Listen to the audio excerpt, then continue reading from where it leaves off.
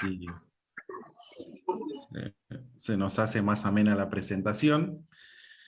Permítanme que les comparta pantalla.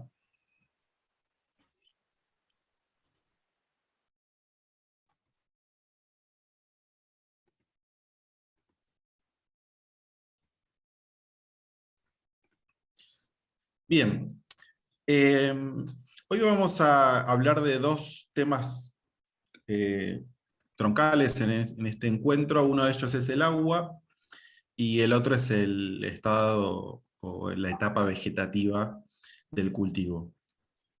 En cuanto al agua, nos parecía que era importante poder compartir algunas ideas que nos parecen relevantes, porque en general es un tema que suele dejárselo de lado, siempre se pone el foco en el tema de los nutrientes, la fertilización,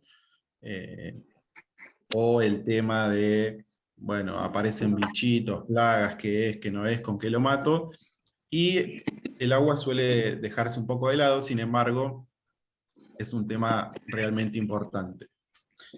En primer lugar, en las células, todas las reacciones químicas que ocurren dentro de esas células ocurren en un medio acuoso, con lo cual, si no tenemos agua, nada de lo metabólico puede ocurrir en una planta.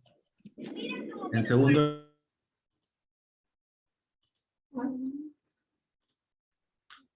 lugar, el agua es parte fundamental del proceso fotosintético, que si bien es un proceso largo, con muchas reacciones, en sus inicios participa el agua. Entonces, si no hay agua, no se puede llevar adelante la fotosíntesis. Por otro lado, a diferencia nuestra, que nos podemos desplazar de acuerdo a, bueno, si tenemos frío, si tenemos calor, buscando una afinidad térmica con nuestro cuerpo, las plantas no pueden moverse, entonces el agua es uno de sus mecanismos de regulación térmica, de hecho es el más importante. Los iones que las plantas absorben por las raíces, una vez que ingresan, para poder ser trasladados a toda la planta, necesita de agua. Por otro lado, los compuestos que se producen a partir de la fotosíntesis, para ser distribuidos, también necesitan de agua.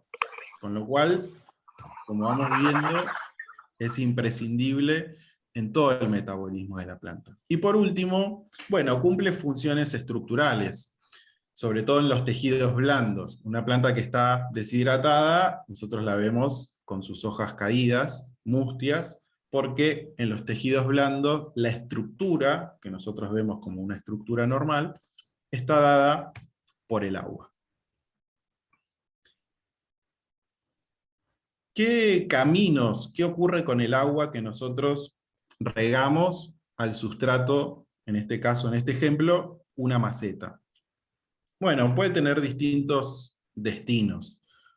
Si nosotros vemos que por debajo empieza a escurrir el agua que utilizamos para regar, bueno, esa agua se denomina que lixivió. Es una pérdida que es indeseada. En primer lugar, porque estamos desperdiciando agua que la planta no va a aprovechar.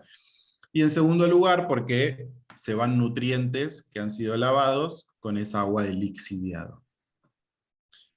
Por otro lado, puede ser que el agua que está en el sustrato, en el suelo, se evapore y vuelva a la atmósfera, que también sería una pérdida. Por eso, bueno, si se usan mulching, ¿sí?, pasto seco, cualquier elemento que frene esa evaporación, vamos a estar ahorrando agua también.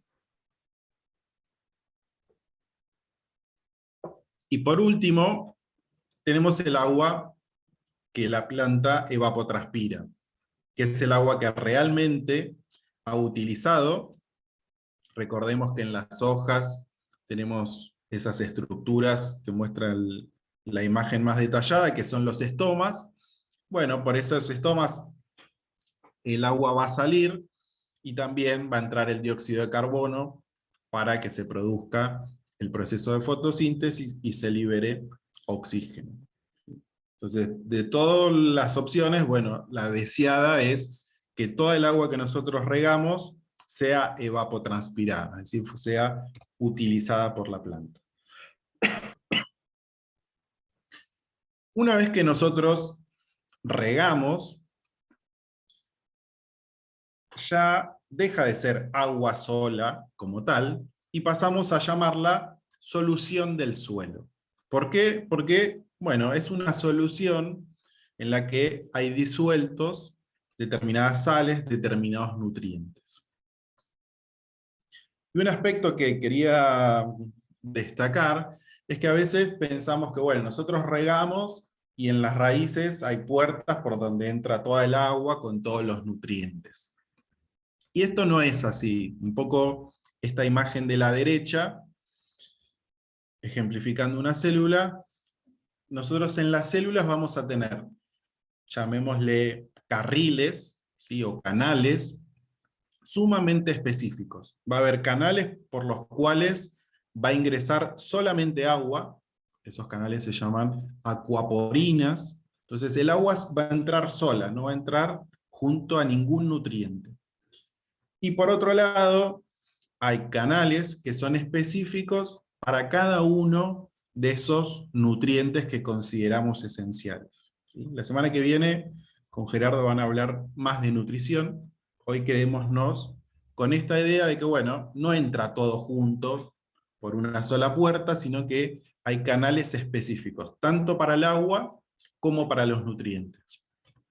Lo que sí va a hacer el agua es acercar a esos nutrientes hacia la raíz. Cuando nosotros regamos, se forma esa mezcla, esa solución del suelo, todo el agua y los nutrientes se acercan a la raíz, y después de forma selectiva, canal por canal, van ocurriendo los ingresos.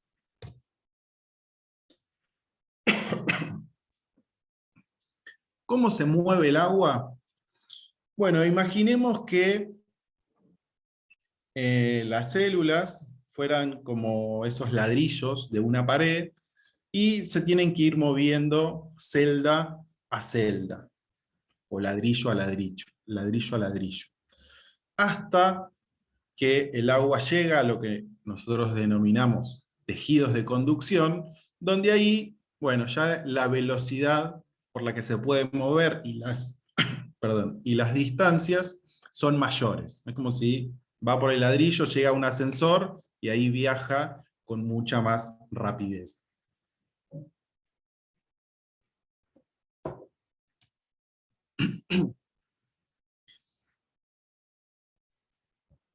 La pregunta es, bueno, ¿cómo hace el agua para mover de un ladrillo al otro? Justo estoy hablando de agua, necesito tomar un poco. ¿Cómo es que el agua se mueve ladrillo a ladrillo?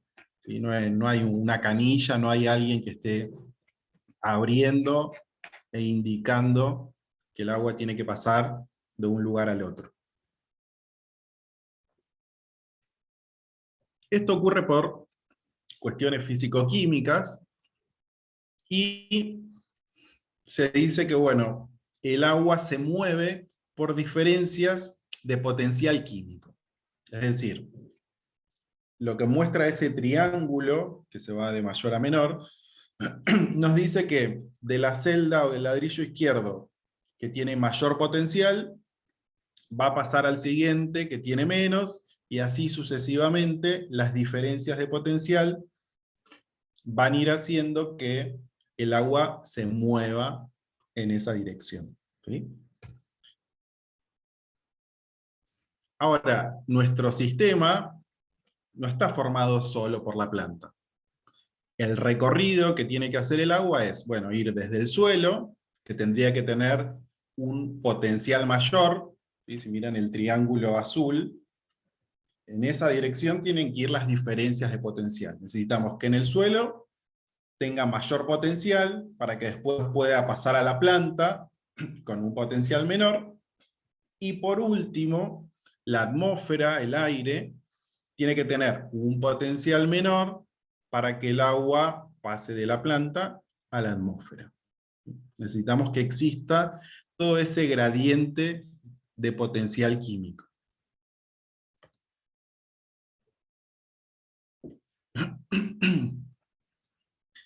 Y hay distintos factores que hacen que el potencial químico de esas distintas partes, suelo, planta y atmósfera, cambie, aumente o disminuya.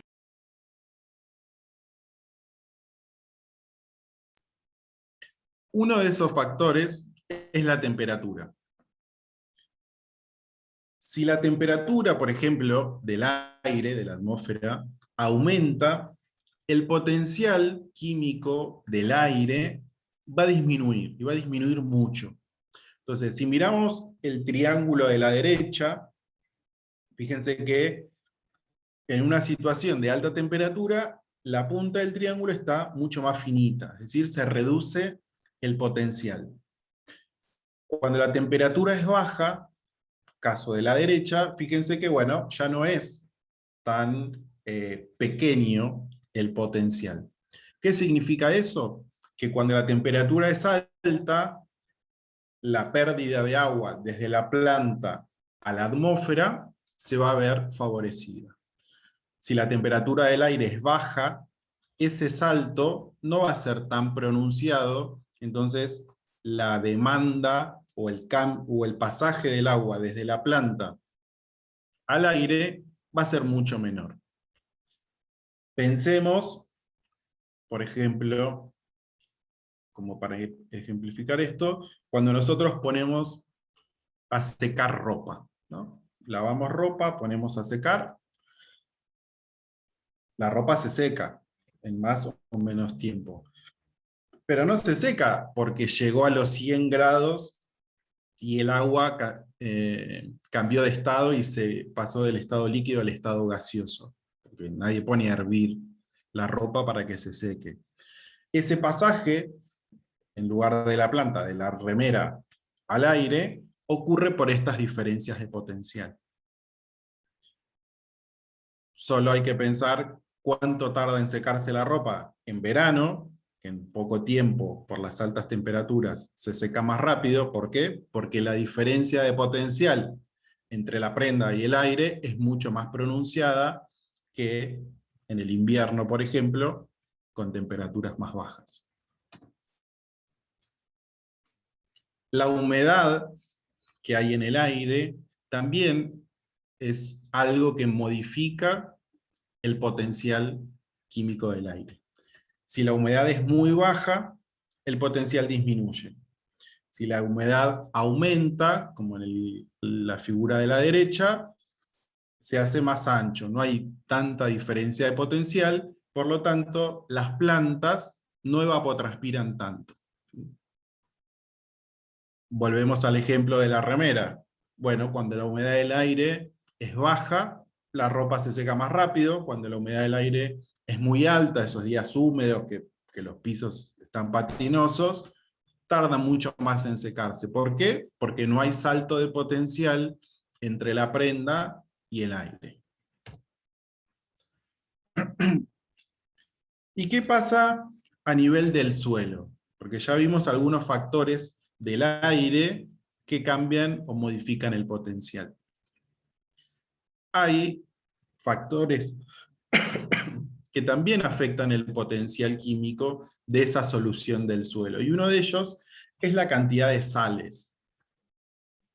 Esas sales pueden ser todos los nutrientes, más algunas sales, algunos carbonatos y demás, que no necesariamente a la planta por ahí le van a servir, pero suman en esta concentración total de sales.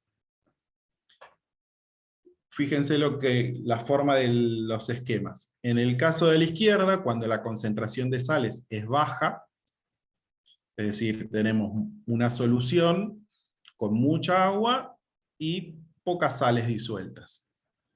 A la planta se le ve favorecido es la absorción de agua. ¿Por qué? Porque el potencial se ensancha. Sube el potencial químico cuando la concentración de sales es baja.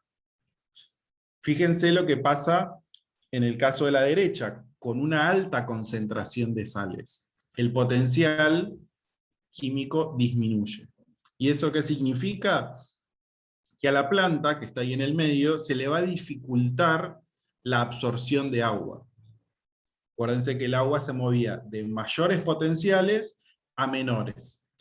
Si el potencial químico baja mucho en el sustrato o en el suelo porque hay muchas sales, a la planta se le va a dificultar la absorción y probablemente se deshidrate. ¿Puede ocurrir que haya un exceso de sales? Puede ocurrir. Si nosotros fertilizamos en exceso, porque decimos, quiero que crezca más rápido, le voy a poner en vez de una cucharada, 2 cucharadas de nutrientes, lo que vamos a tener son muchas sales. Y eso nos puede llegar a perjudicar la absorción de agua. Un poco similar a lo que ocurre con nosotros podemos estar sin comer, ¿sí? Un día, 2, pero no podemos estar sin consumir agua. Yo tampoco puedo estar 2 días sin comer, ya me paso una comida, ya me empiezo a poner de mal humor por el hambre. Pero bueno, supongámosle que podemos estar sin comer un día o 2. No podemos estar sin hidratarnos. Y a la planta le pasa lo mismo. Si alguien piensa en hacer el cultivo de cannabis en un sistema hidropónico, si por algún motivo no tenemos solución nutritiva para abastecer, bueno, le ponemos agua. ¿Sí? Puede estar solamente con agua, pero, pero puede pasar más tiempo sin consumir nutrientes. Otro de los aspectos fundamentales del agua, que habrán oído porque tiene muchas implicancias, es el pH del agua. ¿Qué es esto del pH? Bueno, para explicarlo así rápidamente, podemos decir que cuando en esa mezcla hay un predominio de átomos de hidrógeno sueltos, o protones, el pH es ácido. Si en cambio lo que predomina son grupos de oxígeno e hidrógeno, que se llaman grupos oxidrilos, si predominan esos, lo que vamos a tener es un pH alcalino. Depende de lo que esté predominando, nos vamos a encontrar en una determinada situación. ¿Qué pasa si juntamos esas dos partes? La parte ácida del hidrógeno y el oxidrilo. Se forma una molécula de agua, H2O, que es una molécula que se denomina neutra. ¿Por qué? Porque al tener ese equilibrio entre un ácido y una parte alcalina, bueno, estamos en la neutralidad. Por eso el agua no es ni ácida ni alcalina, el agua pura. Y esto que venimos charlando se ha puesto sobre una escala. Este valor que decíamos de la neutralidad, del equilibrio justo, bueno, es lo que se denomina un pH 7. Ni ácido ni alcalino.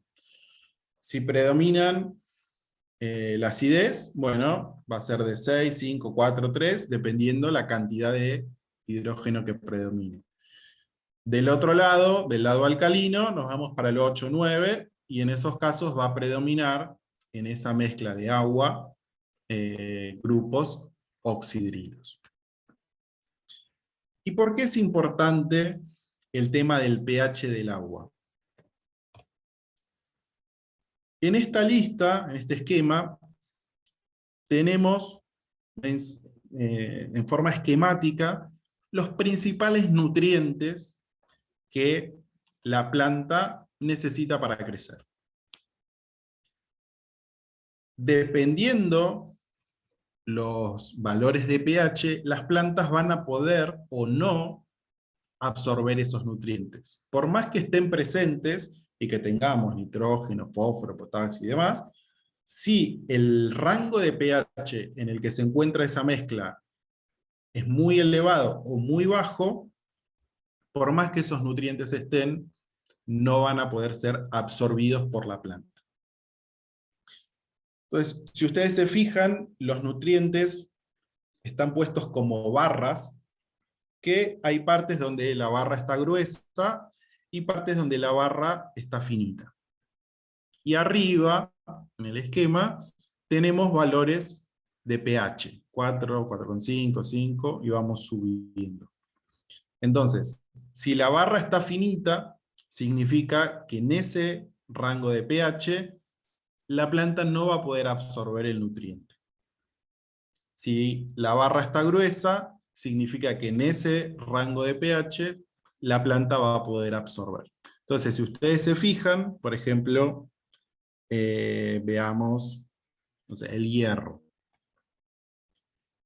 con el color marrón. Ya por arriba de pH de 7, 7 y pico, por más que el hierro esté presente, las plantas no lo van a poder absorber. Entonces lo que tenemos que hacer es elegir un valor de pH que, bueno, contemple la mayor cantidad de nutrientes con una barra gruesa. Porque, por ejemplo, no sé, a pH 9, el boro, las plantas lo van a poder absorber. Pero si miramos los nutrientes que a ese nivel de pH la planta va a poder absorber, van a ser muy pocos. Esto lo vamos a conversar nuevamente la próxima clase, que va a ser más de nutrición. Ahora me quería focalizar en la importancia que tiene el pH. El agua que nosotros utilicemos para regar, inicialmente va a tener un pH de arranque. Porque nunca, salvo que estemos regando con agua destilada, que va a tener un pH de 7, en general el agua tiene, el agua de la canilla, el agua de pozo, siempre tiene algunas sales disueltas, algunas sustancias que me van a hacer cambiar ese valor de pH. Entonces, vamos a tener un pH de agua inicial, que después va a cambiar dependiendo los nutrientes que haya en el suelo y se forme la solución del suelo. Ahora, si desde el arranque yo empiezo con un agua de pH 9, bueno, lo más probable es que ya voy a estar en un nivel de mucha alcalinidad, por más que después se mezcle con los nutrientes del suelo, no va a cambiar, no va a ir hacia abajo a niveles útiles. ¿Sí? En general decimos que un buen rango de pH va a estar entre 6,5, 6, ¿sí? Ese es como un rango óptimo. Entonces, es importante empezar con un nivel de pH adecuado para que después, cuando se provoque la mezcla de los nutrientes y se forme la solución del suelo, lo que logremos formar esté en un rango de pH adecuado para la absorción de nutrientes. Bien. En el próximo encuentro, con Gerardo van a ver distintos tipos de sustrato y van a seguir profundizando más sobre nutrición. Hoy quedémonos con las ideas más vinculadas a lo que tiene que ver con el agua.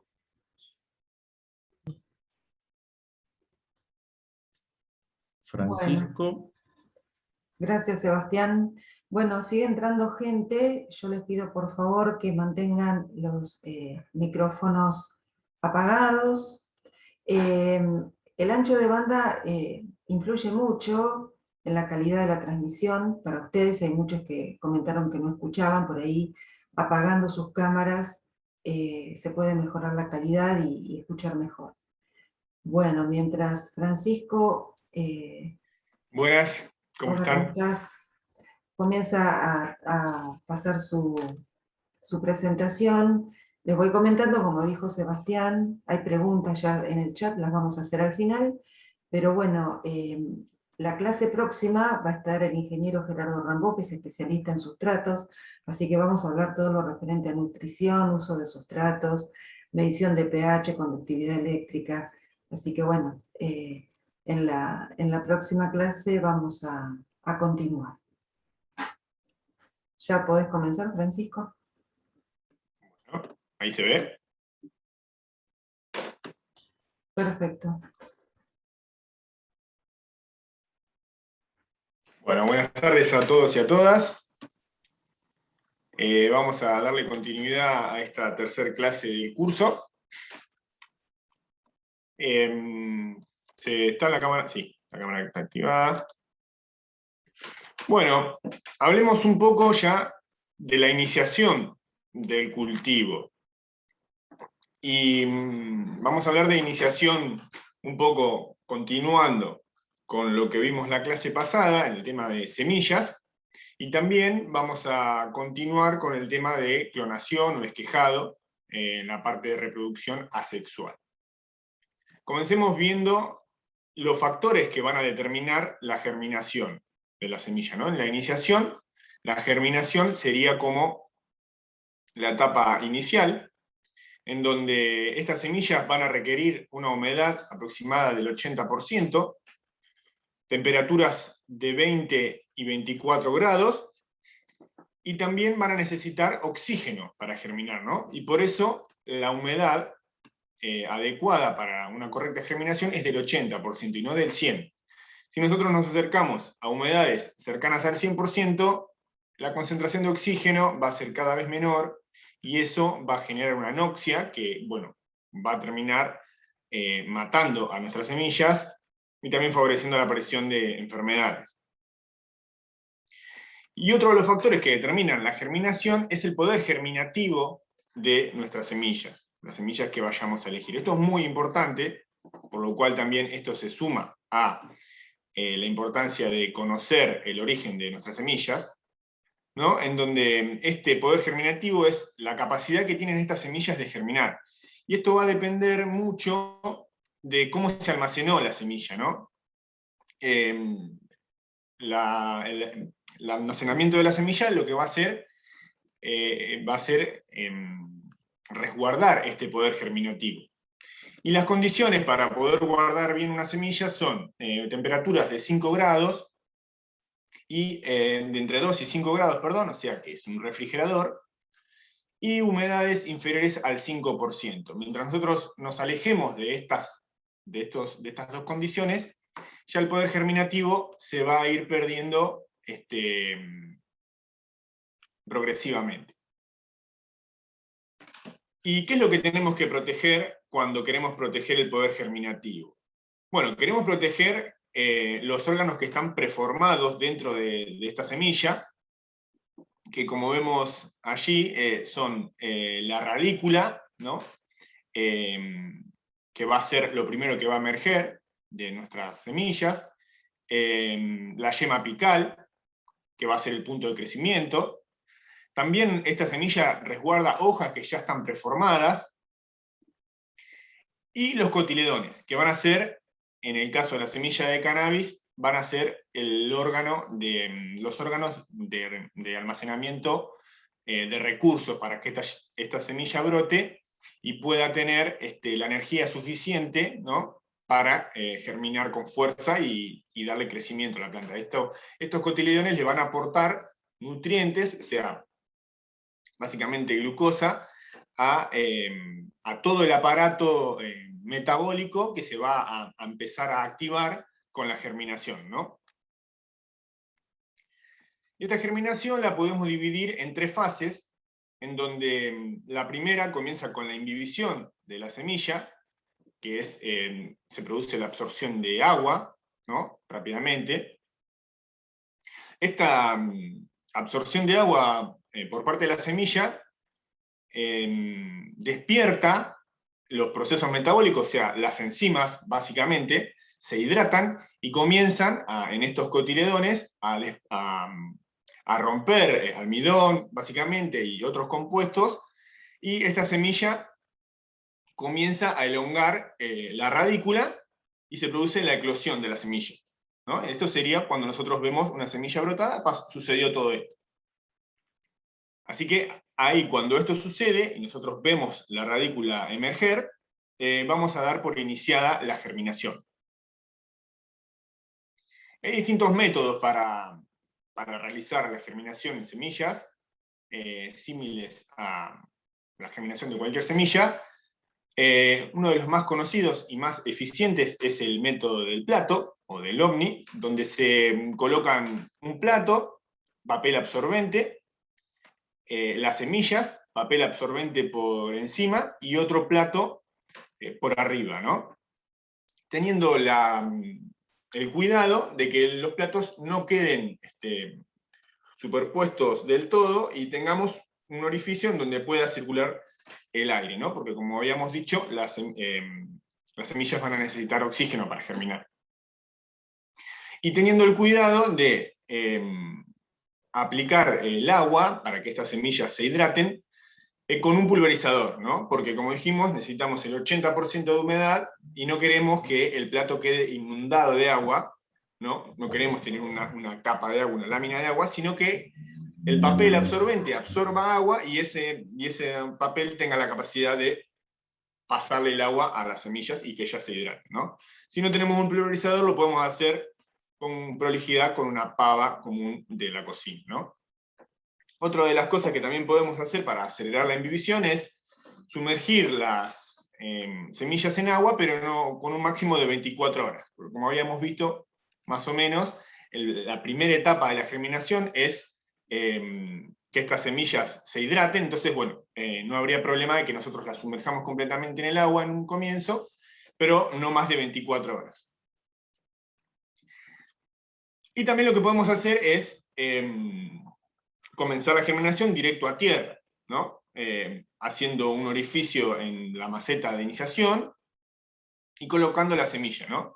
Y también lo que vamos a hacer es, una vez luego de que las semillas hayan germinado en el plato, obviamente las vamos a pasar a la maceta, y también podemos hacerlo posterior a la hidratación, ¿no? Tenemos esas posibilidades. Lo que nos brinda el método del plato es que, bueno, nosotros podemos observar si la radícula emergió, entonces, bueno, vamos a ir a colocar en las macetas semillas que ya hayan comenzado su germinación.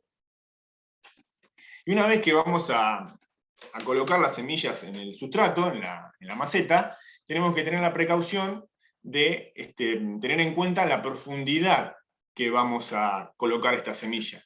En cannabis, por el tipo de germinación que tiene, no debe superar el doble del diámetro de la semilla. Así que con 8 milímetros, alrededor de 1 centímetro, vamos a estar muy bien. No es recomendable excedernos en esta profundidad, ya que la semilla va a gastar demasiada energía en emerger hasta la superficie, y luego vamos a tener plántulas más débiles. Una vez que esto ocurrió, la plántula, la plúmula, digamos, va a surgir hacia la superficie y la radícula va a profundizar hacia el fondo del sustrato, ¿no? Y ya en este proceso que se inició el cultivo, vamos a tener una nueva planta, ¿no? Y esto es algo muy débil, o sea, es como un bebé, básicamente, al que tenemos que cuidar. Por eso que de las cosas más importantes en esta parte es la protección hacia estas semillas que están brotando, ¿no? Esto ya sería la emergencia, ya emergió la semilla. Primero germinó, luego la pusimos en tierra, y ahora se produjo la emergencia. Entonces, una vez que ya emergió, tenemos que protegerla del sol directo, o sea, el sol directo puede quemarnos nuestras plántulas. Las lluvias fuertes también pueden hacer que nuestras plántulas se vean dañadas, ¿no? Ya que tienen un tallo muy débil. Es un momento óptimo para que muchos insectos la ataquen, ¿no? Porque son órganos vegetales muy tiernos. Y si en este momento también nos pasamos de humedad en el riego, lo que va a pasar es que en la superficie del sustrato se va a producir, o va a haber mucha más posibilidad de que se empiecen a germinar esporas de hongos que nos pueden contaminar, ¿no? Nos pueden atacar nuestras plántulas, ¿no? Esto sería el mal de los almácigos o lampinos conocido, que es un complejo de hongos que atacan a diversas especies vegetales, y entre ellas también pueden atacar al cannabis. Entonces lo que nosotros tenemos que tener en cuenta ya en esta etapa es que tenemos que tener un plantinero, ¿no? O sea, tenemos que tener un espacio destinado a que este proceso de plántula se lleve a cabo de la manera más cómoda y segura, ¿no? Cuidar a nuestras plántulas, que ya en este caso ya son plántulas. Entonces ya terminó el proceso de germinación y ya estamos en un proceso de plántula, donde el ápice meristemático que estaba preformado en la semilla va a comenzar en búsqueda del sol, ¿no? Y va a empezar a formar el tallo y las hojas, ¿no? En donde en esta etapa necesitamos un fotoperíodo de 16 a 18 horas de luz para que el desarrollo de las plántulas sea adecuado, y en caso de que sean semillas regulares y feminizadas, y en semillas automáticas, por la cuestión que ya hemos visto de que van a producir cultivos mucho más cortos, podemos darle un poco más de luz para que crezcan un poco más rápido. Los cuidados en esta etapa son un riego diario, y va a durar aproximadamente un mes, ¿no?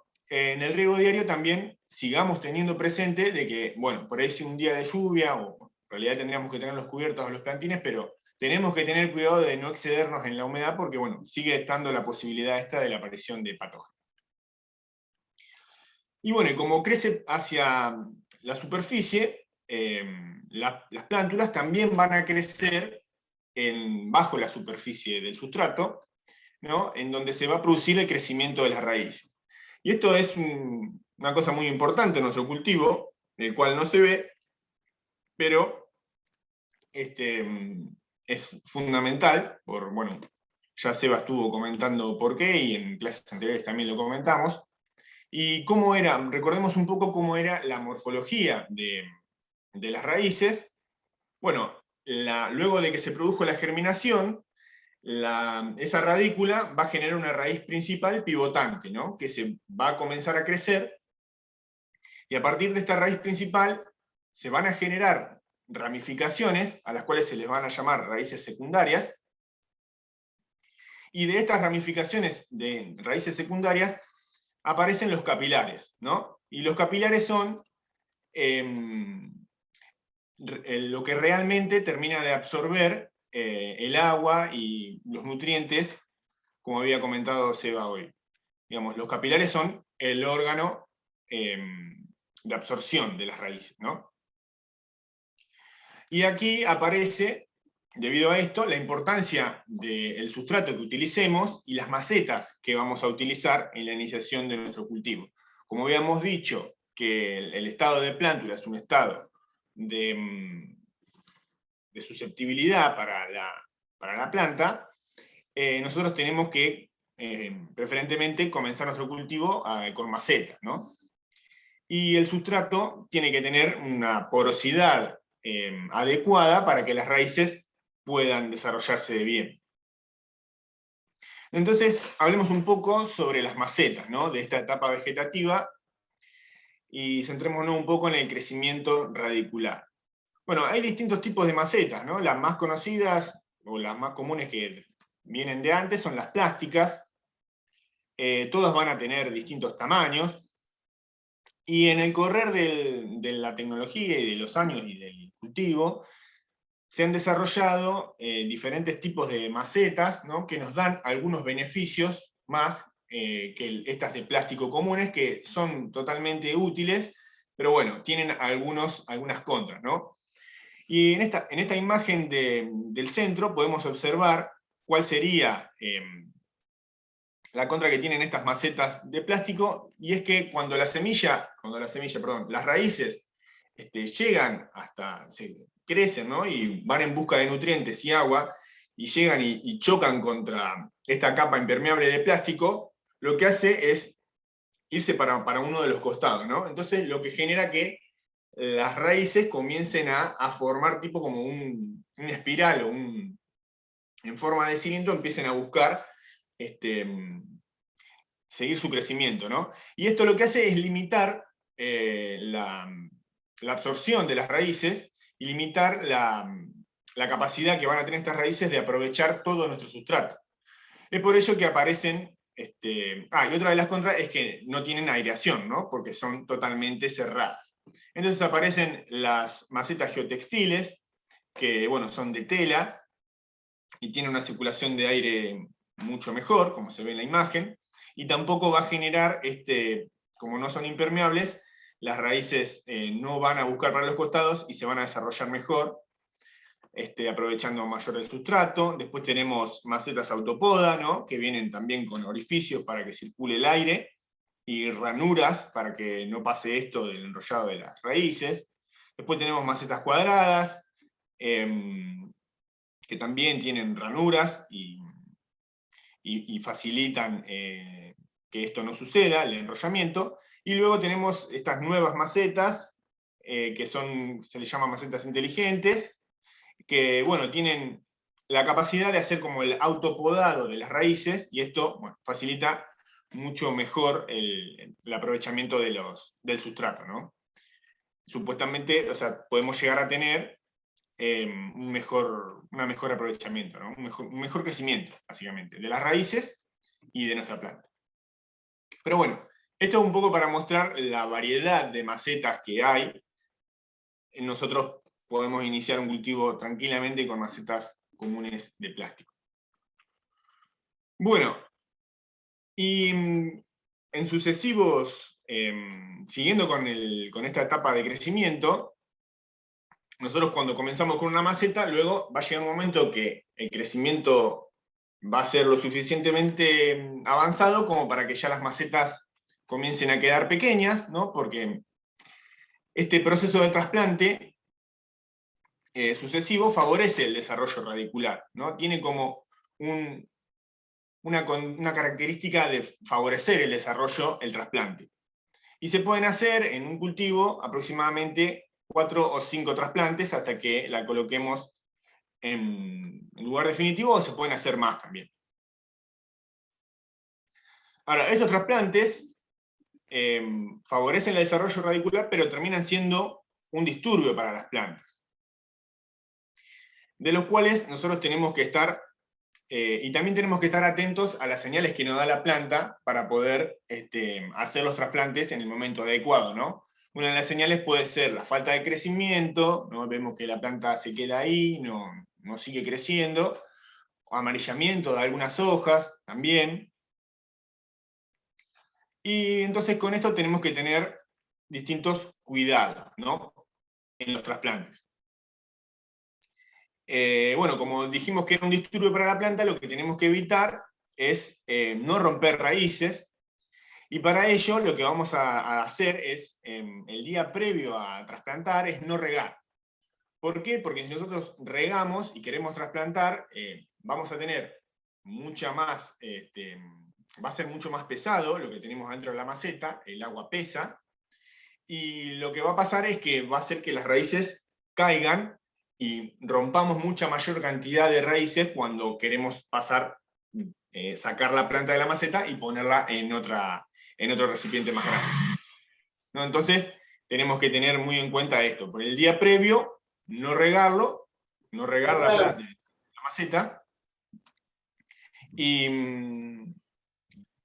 bueno, y vamos a tener una mayor facilidad en cuando queremos sacar la planta de la maceta, que no se nos rompan las raíces y sea más cómodo, ¿no? Luego, cuando vamos a colocar a la maceta nueva, ¿no? Tenemos que asegurarnos de ocupar todo el volumen de la maceta, y para ello podemos colocar tierra en la maceta nueva, y en una cantidad que nos asegure que cuando vayamos a poner la planta que viene de la maceta más chica, sea como la sumatoria, ¿no? Veamos que, bueno, vamos a poner una cantidad de, no sé, 20 centímetros, si la maceta tiene 30 centímetros, y venimos de una maceta de 10, bueno, completamos con 20 centímetros y dejamos 10 arriba, ¿no? También lo que podemos hacer es, cuando ponemos sustrato, regar, cosa de que cuando el pan de la maceta más chica toque el sustrato de nuestra maceta nueva, ya esté húmedo, y luego completamos con sustrato alrededor de la maceta nueva. Esto va a ser lo más conveniente que lo hagamos en horas de la mañana bien temprano o el atardecer. Esto es fundamental, porque como estamos hablando de un disturbio, el sol va a ser principalmente lo que, si lo hacemos al rayo del sol, obviamente vamos a tener muchas menores probabilidades de éxito, ¿no? El sol nos va a poder marchitar todas las plantas. Y siempre que trasplantemos, nunca va a sobrar el agua. Así que tenemos que regar con abundante agua para que las raíces queden bien hidratadas. Y posterior al trasplante, siempre es conveniente, por lo menos un día o dos, reducirle la intensidad de la luz a la planta, ¿no? Para generar un proceso de aclimatación. Bueno, más o menos deberíamos tener una situación así, un pan de raíces, cuando nosotros vayamos a trasplantar, y nos estaríamos asegurando de que ya no hay otra cosa que la planta pueda aprovechar de ese sustrato y tengamos que pasar a una cantidad de sustrato mayor. Ahí tenemos algunos ejemplos, ¿no? de los tamaños mínimos de contenedor, dependiendo de las edades de nuestras plantas. Y un detalle con los trasplantes es que a las plantas provenientes de semillas autoflorecientes, es conveniente evitarlos a los trasplantes. Y acá vamos a, por ahí, no aprovechar este desarrollo, este favorecimiento del desarrollo radicular de los trasplantes para no generar disturbios, pues son plantas de crecimiento muy rápido, entonces los evitamos a los trasplantes. Directamente ponemos la semillita en la maceta definitiva, maceta que va a tener que estar en un tamaño de los 11 litros aproximadamente para este tipo de semillas. Bueno, y ahora centrémonos un poco en el crecimiento aéreo, ¿no? De nuestra planta. Porque en este proceso de trasplante se viene dando porque, bueno, la planta está creciendo, está fotosintetizando, se va elongando, tanto en la parte aérea como radicular, como venimos viendo. Y bueno, ¿y por qué crece la planta? O sea, ¿qué es lo que hace que la planta sea cada vez más grande? Bueno, indudablemente el proceso fotosintético, ¿no? El proceso por el cual las plantas, que son organismos autótrofos, transforman la energía lumínica del sol en energía química. Y este proceso se da principalmente en las hojas, ¿no? Las hojas son el órgano fotosintético de la planta, es lo que le va a dar de comer. Ahí tenemos un ejemplo de cómo se ve una estructura de una hoja, ¿no? Donde tenemos una epidermis, que es una capa protectora. Después tenemos distintas partes en donde, bueno, ya tenemos células que van a tener cloroplastos, que van a estar fotosintetizando y van a estar trabajando para la generación de esta glucosa, ¿no? Las hojas son una fábrica de glucosa. Bueno, ¿y cuánto va a durar esta etapa vegetativa, este crecimiento? Bueno, un mínimo de 4 semanas, por ejemplo, para el caso de las autoflorecientes. Lo normal en una semilla regular o feminizada puede ser 4 a 8 semanas. Esto siempre va a depender de la fecha de siembra y la latitud en la que estemos, ¿no? Porque ustedes saben, venimos de un proceso que va a quedar determinado, o sea, va a finalizar cuando se produzca la inducción, ¿no? Cuando se produzca la inducción, o sea, el cambio de fotoperíodo, ahí este proceso vegetativo va a terminar. Mientras tanto, nosotros vamos a tratar de mantener esta etapa en un rango de fotoperíodo de entre 16 y 18 horas de luz, para plantas regulares y feminizadas, ¿no? Si quisiéramos mantener, por ejemplo, una planta madre, para cosechar y sacar esquejes, como ya vamos a ver, bueno, podríamos mantener este nivel de fotoperíodo, 16-18 horas, de una forma bastante indeterminada, podría estar mucho tiempo, hay ejemplos de plantas que han estado años, siendo como planta madre y manteniéndose en estado vegetativo. Es decir, si no se produce en plantas regulares y feminizadas no se produce la inducción de 12 horas, esta etapa vegetativa va a continuar, ¿no? Y en cambio, en las plantas autoflorecientes, esto no va a tener una relación con las horas de luz y se va a producir por el tiempo determinado que la genética lo defina, ¿no? Son plantas sin inducción. Así que bueno, más o menos ahí tenemos información de cuánto estimar, ¿no?, la duración de nuestra etapa vegetativa, que puede llegar hasta 16 semanas, por ejemplo. Bueno, y cuanto mayor duración tengamos de esta etapa, y hayamos mantenido una adecuada nutrición y un adecuado riego, vamos a tener mayor área foliar, porque vamos a tener una mayor cantidad de fotosíntesis acumulada a lo largo del tiempo, por lo cual vamos a ver, la planta va a haber generado una mayor cantidad de glucosa, y por lo tanto vamos a poder tener la posibilidad, o vamos a estar preparando a la planta para que cuando pase a estado de floración tenga la capacidad de generar una mayor producción. O sea, mayor área foliar nos va a generar una mayor producción, ¿no? Siempre y cuando estemos aprovechando la luz de la mejor manera, ¿no? Bueno, entonces en este proceso, en esta etapa, se produce esta elongación, ¿no? La planta fotosintetiza, empieza a generar energía, y el ápice meristemático, la cual se le llama yema apical, ¿no?, está en la punta de la planta, que es el que domina la parte hormonal de la planta, ¿no?, que básicamente las auxinas y citoquininas, y la planta tiene, esta especie tiene una dominancia apical, ¿no? Esta yema define el crecimiento de la planta hacia arriba y en forma de pino, ¿no? Y en la parte basal, a medida que la planta crece, y esta secreción de auxinas por el ápice va a quedar más alejado de la parte basal, y esto va a permitir que se produzcan ramas a los laterales, ¿no?, que haya una ramificación. Y estas ramas se producen a partir de las yemas que se encuentran en las axilas de las hojas. La axila de la hoja vendría a ser como nuestras axilas, ¿no? O sea, nosotros tenemos el tórax y los brazos. Bueno, imagínense, se le llama axila a la hoja, lo que es el tallo y la rama, ¿no? Y es una parte muy importante en cannabis, donde nosotros tenemos que afilar el ojo, ya vamos a ver por qué. Bueno, y otra de las cosas que tenemos que dejar, que tenemos que saber de este proceso de elongación y de la estructura de la planta, ¿no?, es que se dividen en nudos, que es donde hojas y ramas se unen al tallo, ¿no? Se le llama nudo. Esta planta, por ejemplo, tiene 10 nudos aproximadamente, y los entrenudos serían la porción del tallo que queda entre nudo y nudo, ¿no?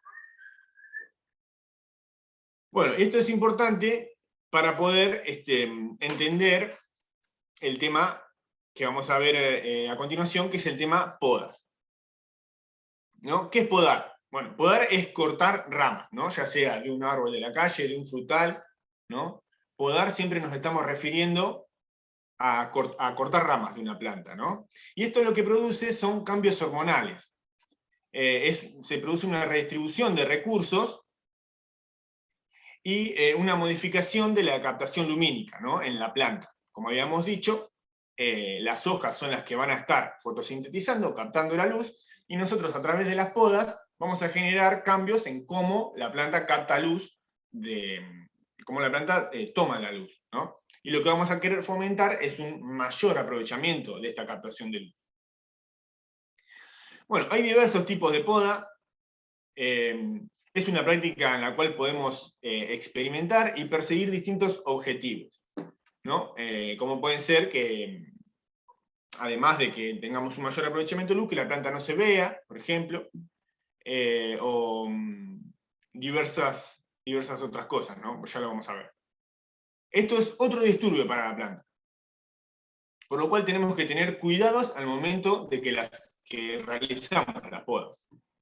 Lo primero y principal es tener en cuenta que los utensilios que utilicemos deben estar limpios y desinfectados, ¿no? al ser un disturbio, estamos cortando la planta, podemos meter un patógeno en nuestra planta, y cosa que no queremos. Entonces lo que vamos a hacer es generar una limpieza y una desinfección, ¿no? Que limpiar no es lo mismo que desinfectar. Limpiar se hace con agua y jabón, desinfectar se hace con un desinfectante, que puede ser alcohol, lavandina, eso básicamente de forma casera. Ese sería un utensilio de corte, digamos, casi profesional, pero nosotros lo podemos hacer con un cuchillo bien afilado o un cúter afilado, siempre y cuando no esté oxidado, porque en el óxido va a haber mayor posibilidad de que haya algún patógeno, y realizamos el corte, ¿no? El corte tiene que ser en bisel, por una cuestión de que, en bisel es a 45 grados, por una cuestión de que el agua no se quede estancada en el corte y fluya, y no nos aumente la probabilidad de que ingrese algún patógeno. Tenemos que evitar realizar esta labor cultural por lo menos un mes antes de que se produzca la inducción a floración, ¿no? Porque si nosotros realizamos podas pasado este periodo, vamos a estar, en vez de favoreciendo nuestra producción, la podemos estar deteriorando. O sea, lo que no queremos es podar ya en un momento de floración. Hay una práctica muy difundida en el mundo del cannabis, que es quitar hojas para que tengamos mayor aprovechamiento de luz, y esto no es bueno para nuestra planta, porque como ya dijimos, las hojas son nuestra fábrica de glucosa, las necesitamos, las hojas sanas tienen que quedarse en la planta, no las tenemos que eliminar, y tenemos que evitar realizar esta tarea. Podar en exceso es sumamente fácil, o sea, podemos equivocarnos un montón al momento de podar, y podemos estar debilitando la estructura del tallo y generar posteriores quebraduras. Así que las podas, tratemos de tener muy en cuenta esto, estudiar el tema, prestar atención cómo vamos a podar y ser muy cuidadosos, ¿vamos? Así que, ya les digo, es fácil podar en exceso. La planta no lo va a necesitar y tenemos que tener recaudo. Veamos de las podas básicas que existen, ¿no? La poda básica y muy practicada es la poda apical, que sería cortar, como vimos en la parte de la planta, cortar la yema apical. Esto lo conveniente es realizarlo entre el cuarto y el séptimo nudo, ¿no? Como habíamos dicho, la planta tiene nudos, que son de donde salen las ramas, y bueno, la poda apical la tendríamos que hacer cuando la planta le contamos los nudos, contamos un nudo, dos nudos, bueno, cuando llegamos al cuarto nudo, ahí podríamos ya realizar la poda apical, y hasta el séptimo también estaría bien. Esto lo podemos hacer tanto para cultivos de interior como de exterior. Y lo que va a hacer esta poda fundamentalmente es limitar la altura de la planta, ya que estamos eliminando la parte de arriba, en el caso de la poda apical, que es esta de la izquierda, ya nos centraremos en la poda fin.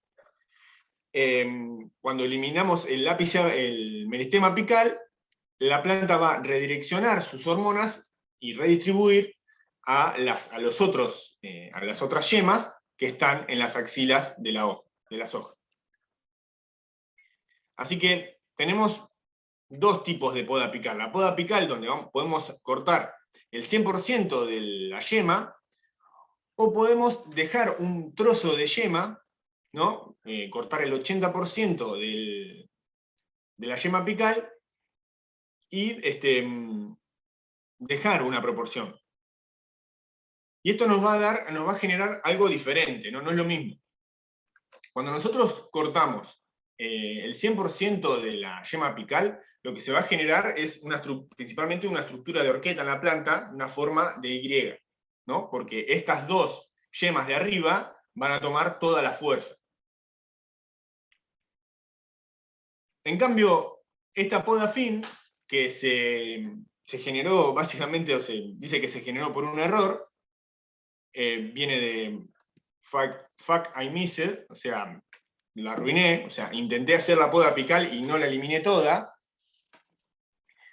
Y después de que sucedió esto con la práctica, ¿no? O sea, pasó esto, la persona que lo hizo creyó que se había equivocado, pero luego le dio un resultado mejor de lo que él esperaba, ¿no? O sea, no se generó una estructura de Y, y se generaron múltiples ramificaciones principales, ¿no? Por lo cual este tipo de poda fin es una poda muy, pero muy aplicada por los canabicultores, ya que muchos están muy conformes de que en vez de tener 2, van a tener 4, 5 o 6 ramas principales, ¿no? Porque la yema apical no pierde toda su fuerza y se redistribuye un poco mejor, se redistribuyen un poco mejor las hormonas y no se centran en estas 2 de arriba solamente del crecimiento. Bueno, y una vez que realizamos esta poda, podemos realizar otra poda posterior cuando las ramas subsiguientes que van a crecer de estas yemas vuelvan a tener otros 4 nudos, ¿no? Y ahí vamos a generar una estructura mucho más en forma de vaso, ¿no? Lo que vamos a buscar es que la luz ingrese en el centro de la planta y podamos tener un mayor aprovechamiento de la luz. Bueno, ahí tenemos una foto ejemplo de lo que sería una poda apical. Un poquito de agua.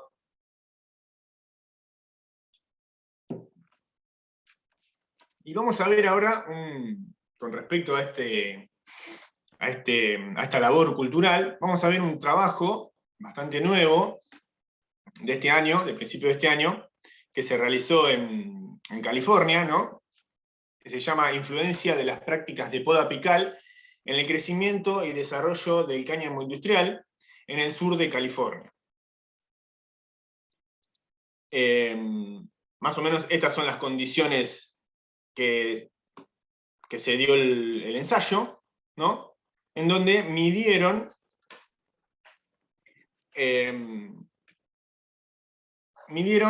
compararon 3 variedades de quimiotipo 3, ¿no?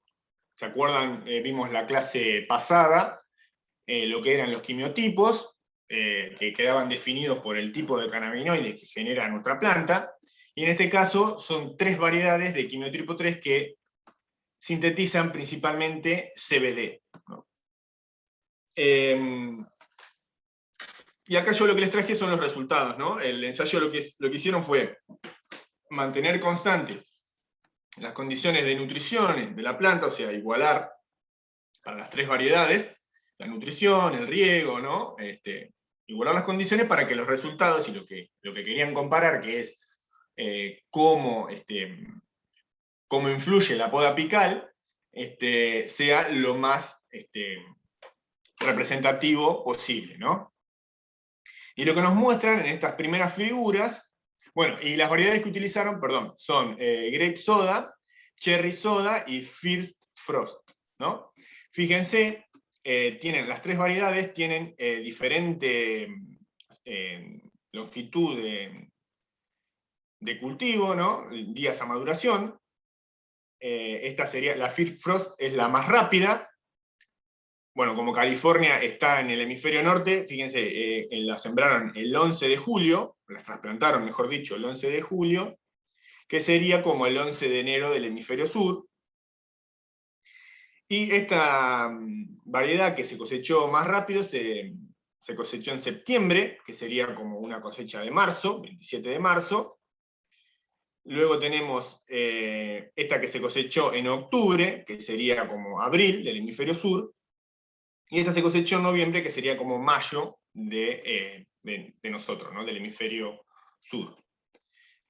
Y lo que encontraron fue, primero en estas imágenes nos muestran la comparativa entre plantas, en donde tuvieron una diferenciación en la mitad del ciclo, en el número de nudos. No se diferenciaron tanto, se diferenció la Grape Soda, fue la que más nudos tuvo, y luego ya la Cherry Soda y la Grape Soda no se diferenciaron y mantuvieron el mismo nivel el mismo número de nudos, y ya la First Frost tuvo menor número de nudos, ¿no? Entrado la segunda mitad del cultivo, esta variedad empezó a presentar menor número de nudos. Y en la figura B nos muestran cómo varió la altura de la planta. Cuando vemos estos gráficos así, por ahí no es tan fácil de leer. Cuando tienen las mismas letras, las barras, significa que no tienen una diferencia significativa, o sea, que pueden ser distintas, pero la letra, o sea, y estadísticamente, no son distintas. Por más que haya una mínima diferencia, si mantienen la misma letra, no hay diferencia significativa. Entonces, como ven, en la altura de la planta, la Firfrost también mostró una diferencia con las otras dos, ¿no? Y fue diferente en la primera mitad de cultivo y en la segunda mitad de cultivo, en donde la Cherry Soda y la Grape Soda fueron más altas que la Firfrost, y bueno, también tuvieron algunas diferencias entre sí, en cuanto a la altura de la planta. Eso era entre plantas. Y ahora veamos qué pasó,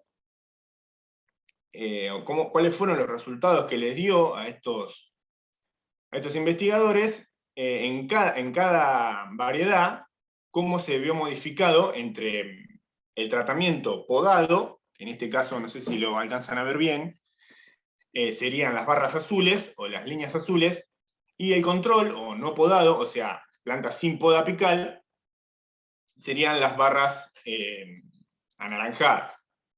Y fíjense cómo, bueno, y la flechita verde sería en el momento que se realizó la poda apical.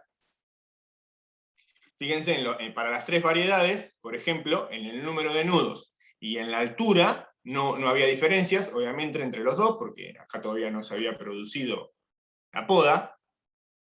Y en el momento que se produce la poda, se generan ya, en algunos casos, diferencias. En la Grape Soda no se produjeron diferencias entre las dos, en cuanto a la altura. En la Cherry Soda, tampoco al principio, luego de la poda, pero luego sí, el control tuvo una mayor altura que la planta podada, pero fíjense que en el momento de cosecha, que es en la última barra, no hubo diferencias significativas ni en la altura, ni en el número de nudos, ¿no? Hubo algunas diferencias, sí, luego de la poda, porque la poda, como habíamos dicho, es un proceso que es un disturbio para la planta. Entonces fíjense cómo los controles fueron un poco más altos. Acá, por ejemplo, en la Cherry Soda, acá cuando se produjo la poda, hubo menor número de nudos. Pero fíjense esta variedad, la Firfrost. El número de nudos, no hubo diferencias nunca entre lo podado y lo no podado. Y en este caso le generó algún disturbio un poco mayor, porque en el tratamiento con poda fue siempre un poco más baja la planta, ¿no? Y la planta no podada fue un poco más alta. Eso en cuanto a cómo se modificó morfológicamente la planta, las variedades, con la poda apical. Pero veamos lo más interesante, o sea, cómo rindió, cómo variaron los rindes de cada variedad con la poda apical. Y lo que encontraron, o sea, midieron la cantidad de materia seca cosechada, tanto con biomasa aérea o biomasa subterránea, y encontraron que había un aumento de un 35% en las especies, en las variedades Grape Soda y Cherry Soda, para los tratamientos podados, ¿no? Que la poda apical en estas dos variedades había generado un 35% de mayor producción de biomasa total, ¿no? Con diferencias significativas entre el tratamiento con poda y los tratamientos sin poda. Por lo cual, en estas dos variedades se recomendaría realizar la poda apical, ¿no? Y más en un cultivo tan grande. Pero en cambio, en la variedad Firfrost, esto no se dio de la misma manera, y la poda apical no generó una mayor cantidad de biomasa que haya sido significativa. Por lo cual, por ejemplo, en esta variedad, no sería recomendable podar, ya que estamos haciendo un trabajo que no nos va a brindar ningún beneficio, ¿no? También cabe resaltar que, bueno, obviamente, como se ve en los gráficos, la producción de estas dos variedades fue mucho mayor que la de First Frost. Bueno, es un poco para poder mostrar unos trabajos nuevos que se están realizando. Estos investigadores partieron de que había ensayos de este tipo en tabaco o en algodón, y bueno, en cannabis no había ensayos de este tipo, entonces decidieron realizarlo y bueno, nos dan esta valiosa información. Otro tipo de poda que podemos realizar, y muy importante también para nuestros cultivos, es la poda basal, en donde lo que vamos a hacer es retirar las ramas de abajo para que no reciben tanta luz, para que los nutrientes, ¿no?, y todos los fotoasimilados se concentren mayormente en las ramas superiores. Además, esto lo que nos va a favorecer es una mayor aireación del canopeo, y nos va a evitar la acumulación de patógenos o plagas, ¿no?, que pueden venir en un cultivo así interior, por ejemplo, que estén muy cundido de ramas inferiores. Nos va a generar mayor humedad, mayor cantidad de hojas ahí entremezcladas, y eso nos va a traer siempre más plagas o enfermedades. Las enfermedades que puedan aparecer se van a disipar mucho más rápido, dispersar, perdón. Y dentro de esta misma poda, que se correlaciona mucho porque mayormente son las mismas ramas, lo que vamos a hacer es podar ramas espigadas y de crecimiento atrofiado, ¿no? Y bueno, y la opción también que tenemos, y muy importante, como vimos que nos mostraron en el trabajo estos investigadores, es que también está la opción de no podar, que es lo más simple y sencillo en podas, en cosechas de poca altura, ¿no? Este puede ser el caso de cultivos autoflorecientes, en donde no es recomendable podar, o si partimos de esquejes como material inicial en avanzado el año, y también dependiendo de las características fenotípicas de la planta, como vimos en el trabajo científico que analizamos. Así que una opción también es no podar, no es una obligación podar. Bueno, me cuesta ver lo que es arriba. Ahora viene la parte de esquejado, ¿no? Ya hablamos del crecimiento vegetativo, de podas, y ahora hablemos de esquejado y clonación.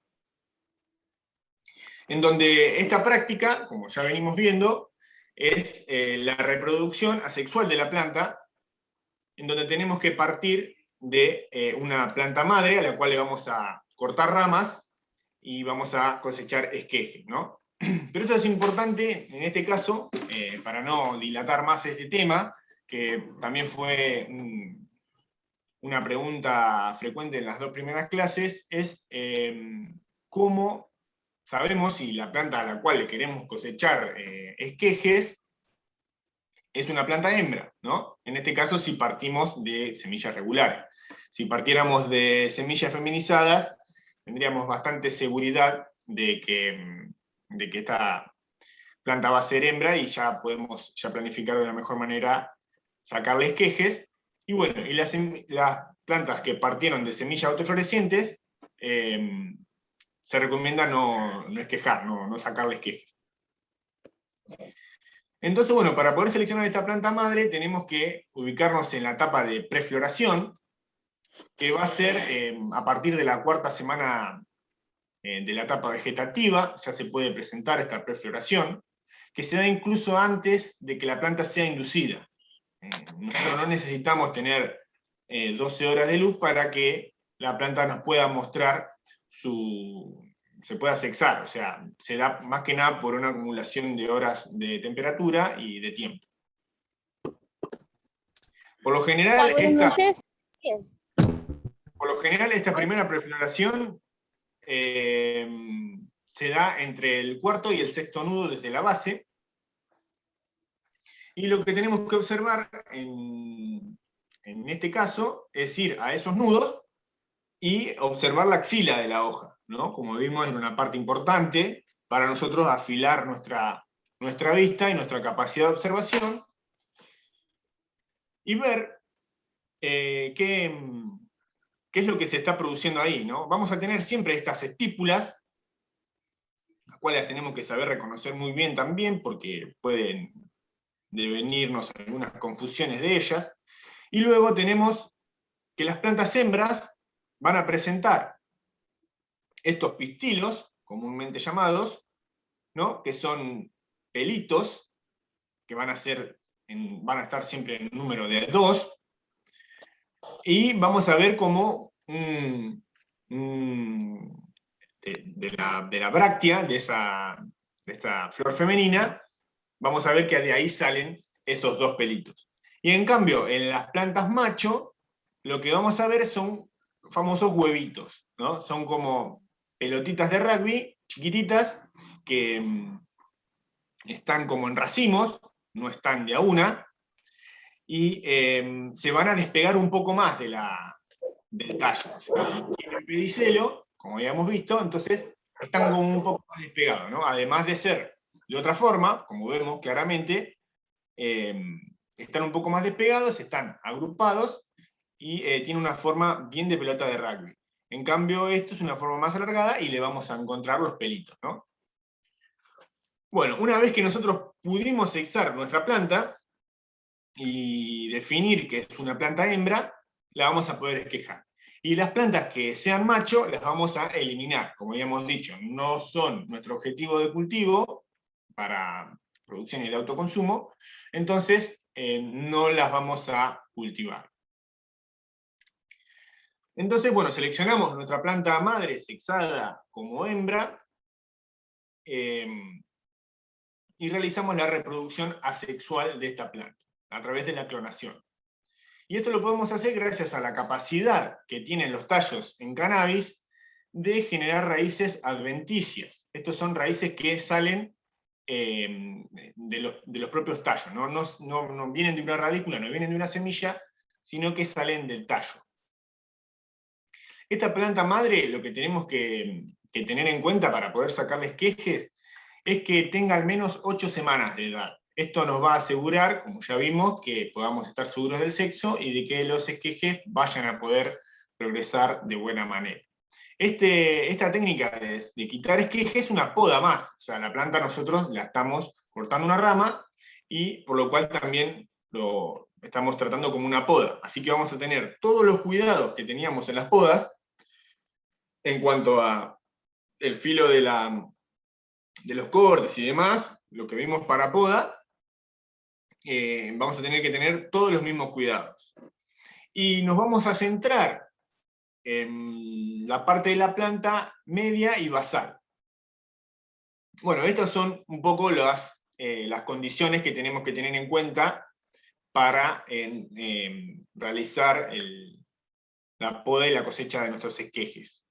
Debemos hacerlo en primavera-verano, por una cuestión de temperatura, básicamente. Si lo hacemos en un indoor, tenemos que tener en cuenta que las temperaturas óptimas son temperaturas de esta temporada. Nos vamos a centrar en la parte basal y media de la planta, porque van a estar las ramas que van a tener mayor capacidad de enraizar. Y no seleccionamos cualquier rama, seleccionamos ramas que estén lindas, ¿no? Ramas que estén firmes, que tengan un diámetro de 3 a 6 milímetros, y que tengan un largo de por lo menos 6 a 10 centímetros. Realizamos un corte en bisel nuevamente, con una herramienta afilada y desinfectada, y luego de ello, luego de que ya tenemos nuestro trocito de rama, le vamos a quitar todas las hojas, 2 o 3 hojas de la parte de abajo, y solo le vamos a dejar la parte de la punta. Inmediatamente lo vamos a colocar en agua, y luego los vamos a sumergir en un enraizante gel o líquido, ¿no? Que son hormonas auxinas. Fíjense, en esta imagen podemos ver cómo los esquejes, los que les decía recién, se cortan y se les sacan las hojas basales y se colocan rápidamente en agua, ¿no? Porque la hidratación va a ser lo que más nos va a favorecer para que la planta pueda enraizar fácilmente, ¿no? Una vez que realizamos esto, y posterior a la aplicación de un enraizante, que siempre es conveniente. Hay trabajos que demuestran que el enraizante funciona, ¿no? Las plantas, los esquejes van a tener la posibilidad de germinar igual, de brotar igual, de enraizar, pero si aplicamos un enraizante va a ser mucho más eficiente y vamos a tener una mayor proporción de esquejes que enraicen. Para que se generen las raíces es muy importante la presencia de humedad y de oxígeno, ¿tá? O sea, tenemos que tener en cuenta eso. O sea, los esquejes van a generar raíces si hay humedad y hay oxígeno. Si hay humedad pero no hay oxígeno, las raíces no se van a generar. Tenemos que tener en cuenta, si lo hacemos de un método casero, de una forma casera, tenemos que cambiar el agua diariamente, ¿no? Que esto va a hacer que el agua se reponga el oxígeno que tiene, ¿no? Las plantas van a usar ese oxígeno, y si nosotros no reponemos el agua, va a ser mucho más difícil que enraicen. Bueno, y una vez que ya tenemos el esqueje pasado por enraizante, lo vamos a colocar dentro de un bloque de enraizado, que pueden ser de distintos materiales.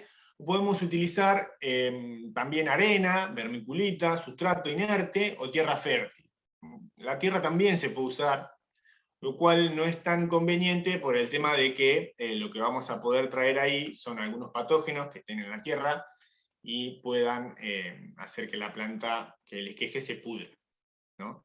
Y el resto de los contenedores funciona perfectamente. Una vez que nosotros realizamos estos pasos, vamos a mantener nuestros esquejes entre 18 y 24 horas de luz, lo que va a hacer que enraicen más rápido. Si los vamos a dejar en exterior, vamos a tratar de proteger con una tela o malla nuestros esquejes.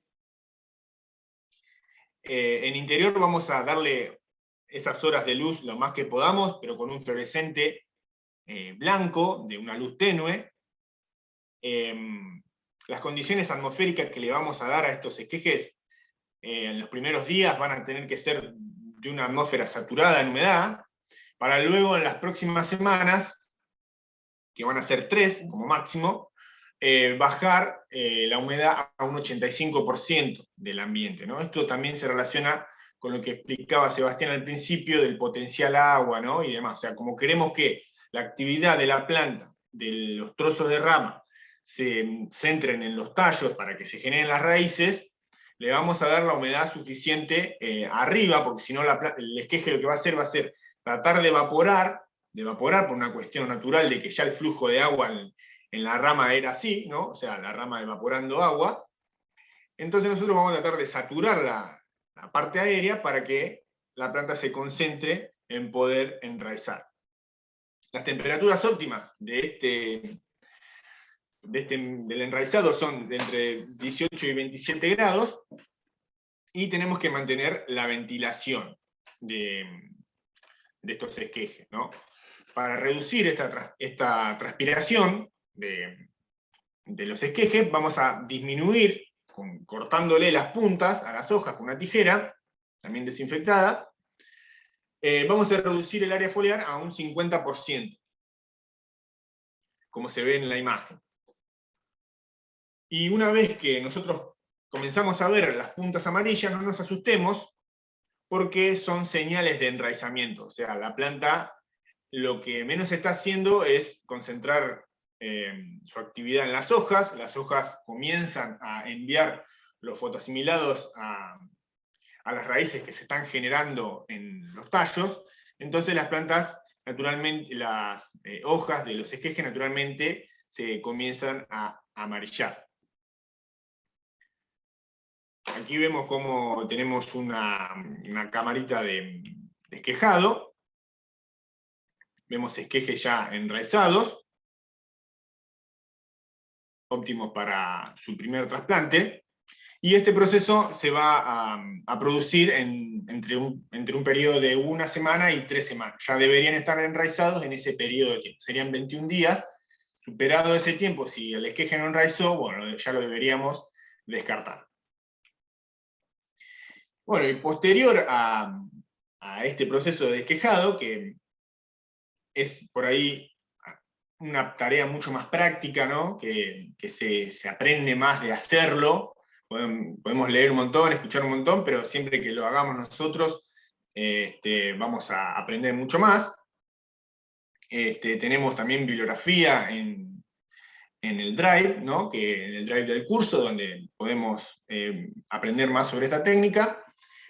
Y luego de este esquejado, lo que vamos a tener que tener en cuenta es que estos esquejes van a necesitar una aclimatación. Nosotros no podemos sacar el esqueje de estar en un lugar donde se generaron las raíces, que tuvimos esos determinados cuidados, y sacarlos al exterior, al sol directo, en donde vamos a ver arruinado todo el proceso que estuvimos haciendo previamente, ¿no? Así que nosotros en este momento tenemos que reducir al estrés al mínimo, ya sea de esquejes o de plántulas, como habíamos dicho, las plántulas también, en el momento de plántulas tienen una susceptibilidad muy grande a todo el clima extremo, así que no vamos a exponer al sol directo, y le vamos a dar la humedad y el riego suficiente a estos plantines o esquejes, y de forma gradual vamos a ir proporcionando las condiciones cada vez más similares a las que vivirá en su lugar de crecimiento definitivo, ¿no? Cuanto más progresivo lo podamos hacer a esto, que cada uno en su casa, en su práctica, lo va a poder hacer de una manera diferente, ¿no? Para eso el curso intenta dar herramientas y no recetas. Cada uno va a ir experimentando y va a tratar de hacer que esto sea como ir cuidándolos a los esquejes o a los plantines, a que se vayan aclimatando. Y bueno, y para finalizar, si nosotros le damos en esta etapa vegetativa, ¿no? Proporcionamos a nuestras plantas la comodidad, porque son comodidades, ¿no? Nosotros en este curso vemos las condiciones que la planta necesita, o las herramientas de los factores que la planta usa, ¿no? De cómo crece, y nosotros lo que tenemos que hacer es darle comodidad. Si le damos esa comodidad de crecimiento adecuado, y realizamos las tareas correspondientes con los cuidados necesarios, estaremos preparando de la mejor manera nuestro cultivo para encarar la siguiente etapa, que es la reproductiva, ¿no? Es un proceso, la etapa vegetativa, casi de preparación, ¿no? Porque todavía no estamos con los órganos que nos interesan, ¿no? Que son las flores. Estamos hablando de plantas que están creciendo, pero cuanto más eficientes y más comodidades le demos a nuestras plantas y crezcan más en condiciones más óptimas, mejor nos va a ir en la siguiente etapa. Así que bueno, con eso finalizo mi presentación y muchísimas gracias.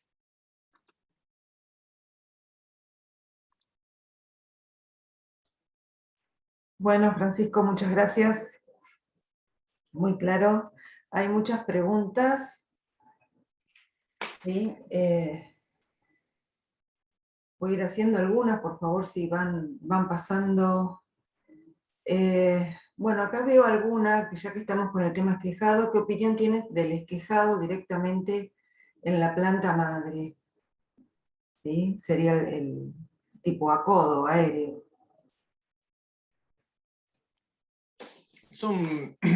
Claro, sería un acodado. Una coda. Creo que es un poco más complejo, ¿no? Está bueno también para experimentarlo, pero por ahí nos trae más, es un poco más incómodo hacerlo. Hay otras especies que lo ameritan, ¿no? Por ejemplo, un cítrico, hacemos un acodo y nos va mucho mejor que si sacamos un esqueje.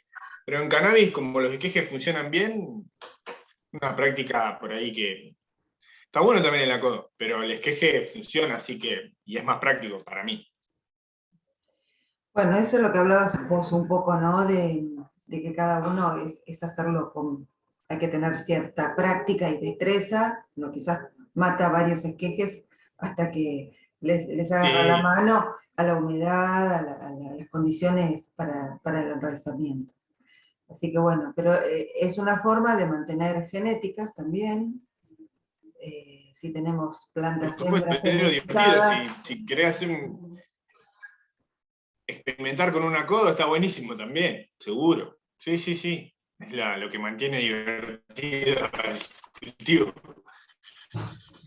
Bien, acá pregunta Daniel, si en las primeras semanas de floración se puede cortar las hojas. Como habíamos visto, muchos cultivadores lo hacen, ¿no? Pero si nosotros podemos evitar esto, es mucho mejor, porque nosotros en la etapa vegetativa, como vimos, lo que hacemos es tratar de promover el crecimiento y el desarrollo de hojas. Y estas hojas son la fábrica de glucosa que genera la energía para las flores. Ya si nosotros llegamos al punto de tener que cortar hojas, y por ahí no hicimos tan bien lo anterior, y desperdiciamos por ahí parte de lo que hicimos, ¿no? Cortando hojas. Bueno, Pero bueno, también yo también lo he hay... hecho, he cortado hojas. Sí, sí. Sí, después lo vamos a ver cuando veamos plagas, pero también está lo que se llama poda sanitaria. ¿Sí? A veces tenemos También. que sacar hojas cuando vemos algún síntoma de alguna mancha foliar, o algún hongo, algún oidio que pueda comenzar a manifestarse. Lo ideal antes de aplicar es empezar a retirar esas hojas, destruirlas para que no se siga propagando, o si vemos algún ataque de insectos y demás, se pueden hacer esas podas que se llaman sanitarias porque tienen como objetivo evitar que se propaguen enfermedades y plagas. Como es un cultivo intensivo, y a veces obviamente si es un cultivo hecho a gran escala esto no se puede hacer, pero si tenemos un autocultivo para producir nuestra medicina, tenemos que estar muy encima de la planta y observarla y ver estos primeros síntomas. Así que bueno, en ese caso se justifica. Claro. Sí, sí, por supuesto. Dice, pero en la etapa de floración si hay que cortar hojas, lo que se llama comúnmente manicuría. Bueno, pero eso es otra cosa, eso es en la cosecha, y cuando ya se termina la fase de floración, es sacar las hojas del cogollo que se formó para dejar únicamente las flores o las hojas que tengan tricomas. Bien, para Sebastián, la primera parte, hubo una pregunta, en caso de que haya un exceso de sales en un suelo o en un sustrato, si la solución es hacer un lavado de raíces. Sí, más que lavado de raíces es un lavado del sustrato, ¿sí? No es que sacamos la planta o lavamos las raíces, sino que estas pérdidas que veíamos por lixiviación, que son indeseables, a veces si hay un exceso de sales es el mecanismo que tenemos para lavar, ¿sí? y que se reduzca. Y es importante lavar con un agua que tenga poca cantidad de sales. Es bueno saber con qué agua contamos, porque bueno, llegado el caso, si hay que lavar, por ahí se puede usar agua de lluvia, que en general tiene bajos niveles de sales. Gracias. Después, bueno, preguntaron por qué no se habló del potencial mátrico del suelo. Les recordamos, bueno, Sebastián, si querés contestar vos.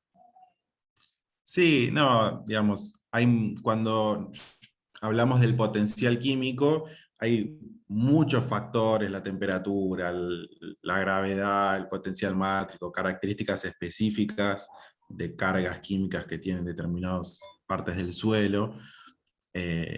Para no entrar en esos detalles por ahí más complejos, nos quedamos con bueno, una idea más global de cuáles son los factores que afectan.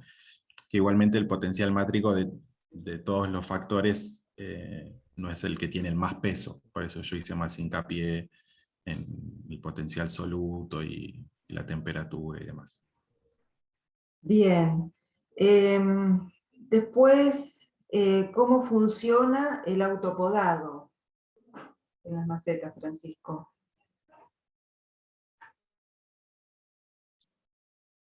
En las macetas que tienen ese sistema autopodado, las raicillas o la parte de los capilares que llegan a tocar con la parte de la maceta, se bifurcan.